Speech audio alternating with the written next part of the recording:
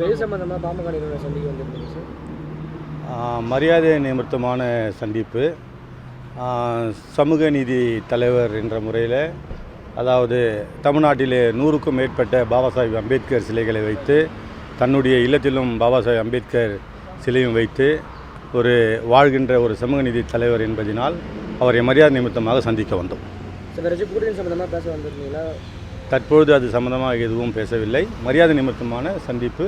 ஒரு சமூக நீதி தலைவர், வாழ்கின்ற சமூக நீதி தலைவர் என்ற முறையில் சந்திக்க வந்தோம். நன்றி. அதிமுக அது எந்த விதத்தில் உள்ள பிஎஸ்பியை பாதிப்பு அந்த கட்சியுடைய உறுப்பினராக சேர்ந்து அதிமுகவுடைய உறுப்பினர் என்ற முறையில் அதன் பிறகு தான் இரட்டை இலை சின்னம் வழங்கப்படும். பகுஜன் சமாஜ் கட்சிக்கும் அதுக்கும் சம்பந்தம் இல்லை.